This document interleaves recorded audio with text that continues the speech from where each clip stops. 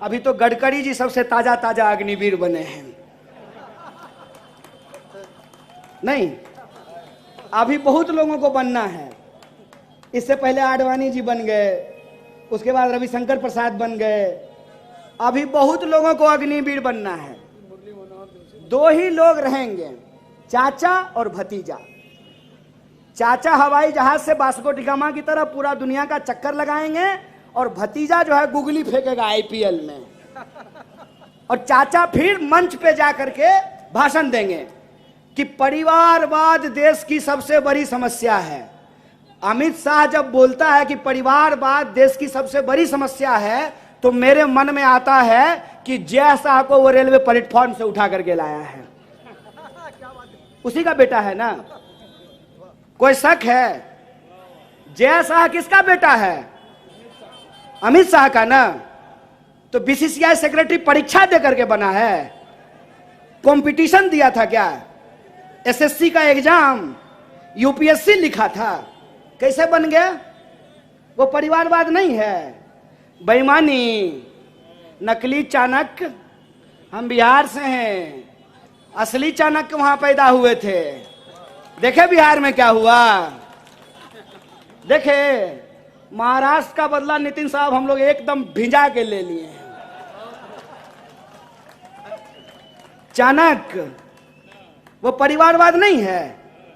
Anurag Thakur UPSC किया था, उसका बाप नेता नहीं है। और ये जो कर्नाटक का मुख्यमंत्री है, उसका बाप नेता नहीं था।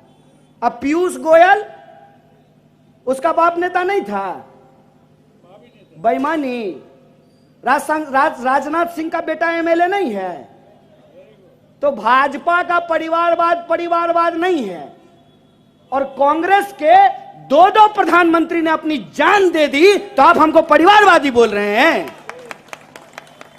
दो प्रधानमंत्री ने अपनी जान गंवाई है इस देश के लिए, उसको आप परिवारवाद बोल रहे हैं।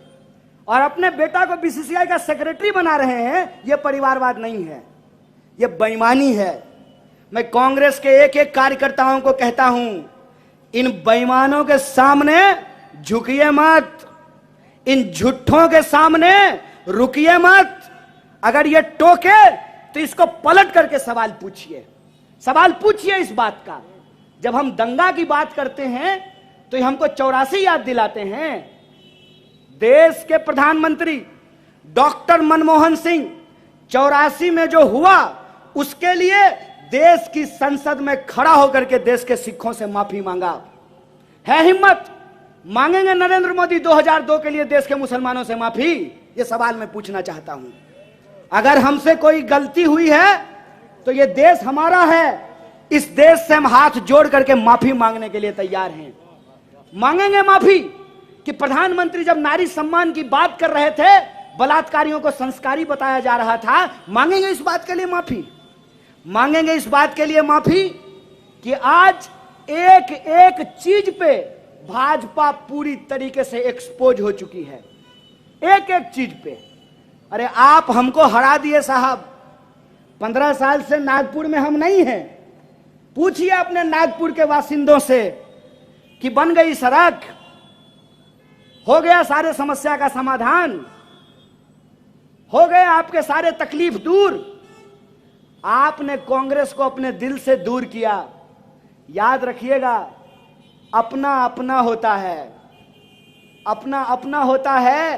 कांग्रेस इस देश की पार्टी नहीं है, इस देश का इतिहास है, वर्तमान है, भविष्य है। इस बात को याद रखिएगा, क्योंकि इस देश में जो हमको जिम्मेवारी दी है, उस जिम्मेवारी को निभाते हुए हमने कुछ सही किया, कुछ गलत किया, इस बात को हम स्वीकार करते हैं। लेकिन हमको गाली दे के, हमको बदनाम करके, हमारे बारे में झूठ बोल करके आपने जिनको अपना आशीर्वाद दिया, वो तो देश ही नहीं रहने देंगे। इस बात को याद रखिएगा। आज जिस तरीके से एक एक चीज का कत्ले आम किया जा रहा है, वो अपने आप में एक बहुत बड़ा प्रश्न चिन्ह खड़ा करता है। मीडिया के लोग यहां बैठे हुए हैं, सवाल पूछते थे ना मनमोहन सिंह से? नहीं पूछते थे। हवाई जहाज में बैठ करके प्रेस कॉन्फ्रेंस करते थे। सवाल आप हवाई जहाज में बैठ करके प्रधानमंत्री से पूछते थे, जो मन होता था वो करते थे। जब इंदिरा जी ने आपातकाल लगाया था तो पत्रकारों ने उसके विरोध में संपादकीय पेज को खाली छोड़ दिया था। है हिम्मत आज? पूछिएगा सवाल पूछिएगा ना तो आपके भी दफ्तर पर ईडी का रेड होगा, इस बात को याद रखिएगा। सवाल पूछिएगा ना तो आपका भी फोटो मूरी आपका लगा देगा और देह किसी और का लगा देगा, सर आपका और तन किसी और का, आपको भी बदनाम किया जाएगा, आपको भी धमकी भरे पत्र लिखे जाएंगे, आपके भी परिवार के लोगों को परेशान किया जाएगा, आपको भी सोशल मीडिया पे गालियां निकाली जाएगी। और प्रधानमंत्री ने आज तक एक भी प्रेस कॉन्फ्रेंस किया है? कहते थे मनमोहन सिंह मौन मोहन सिंह हैं, यही बोलते थे ना। और ये हर दिन जो रेडियो पे जाकर के मन की बात करते हैं, पत्रकारों से आकर के देश की बात क्यों नहीं करते हैं? ये सवाल इनसे पूछना चाहिए कि नहीं पूछना चाहिए? है हिम्मत? करेंगे प्रेस कॉन्फ्रेंस। किसको देते हैं बाइट? अक्षय कुमार को। और अक्षय कुमार क्या पूछता है? प्रधानमंत्री जी आप आम काट करके खाते हैं कि चूस करके खाते हैं? खाते कहां हैं? निगल जाते हैं, खुल जा सिमसिम बोलते हैं और शाम आम सीधे थाली से उठ करके उनके पेट में चला जाता है। बताइए, देश के प्रधानमंत्री से इस सवाल का क्या मतलब है कि आप आम कैसे खाते हैं? अरे आपको जैसे मन हो वैसे खाइए।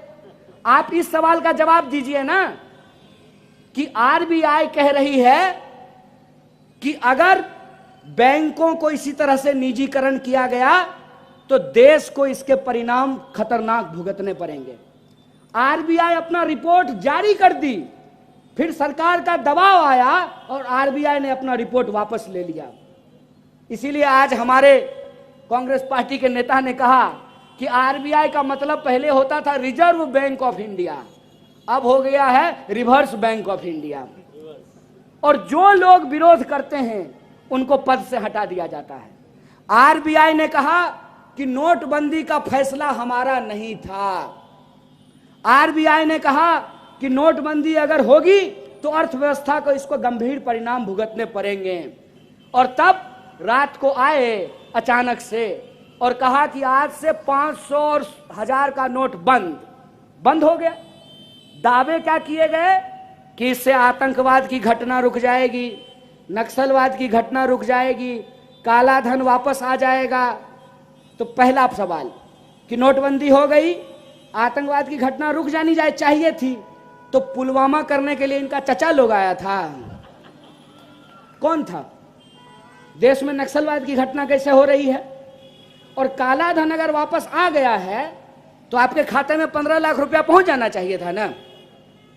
ये बोले कि काला धन स्विस बैंक में जमा है, काला धन स्विस बैंक में जमा है और लाइन लग गया है एसबीआई के बाहर, स्टेट बैंक ऑफ इंडिया के बाहर। नोटबंदी के दौरान सैकड़ों लोगों की जान चली गई। जो छोटे छोटे व्यापारी हैं, जो नगद का धंधा करते हैं, उनका धंधा तबाह हो गया। उसके बाद जीएसटी लेकर के आए, क्या बोल करके कि 1 नेशन 1 टैक्स होगा। सुनने में कितना बढ़िया लगता है, 1 नेशन 1 टैक्स होगा। अगर 1 नेशन 1 टैक्स है तो महाराष्ट्र में डीजल का अलग दाम और बिहार में डीजल का अलग दाम क्यों है कि नहीं है? क्यों अलग अलग दाम है? तब कहते हैं कि कच्चे तेल की कीमत बढ़ गई है, इसीलिए पेट्रोल और डीजल महंगा हो गया है। तो अभी कच्चे तेल की कीमत घट गई है तो पेट्रोल और डीजल सस्ता हुआ है क्या? जब कच्चे तेल की कीमत घटती है तब यह कीमत नहीं घटाते हैं, लेकिन कच्चे तेल की कीमत अगर बढ़ गई है तो उसके आधार पर यह महंगाई को डिफेंड करते हैं। एक भाजपा का समर्थक महंगाई को ऐसे डिफेंड कर रहा था, हमने कहा कि रे भाई तुम अपना वाला चश्मा हमको दे दो, तुम्हारा चश्मा लगा देते हैं तो हमको महंगाई भी अच्छा लगने लगेगा। आज से पहले देश के इतिहास में ऐसा कब हुआ था कि महंगाई के फायदे गिनाए गए थे? ऐसा हुआ था क्या? जब रुपए ऐतिहासिक तौर पर डॉलर के मुकाबले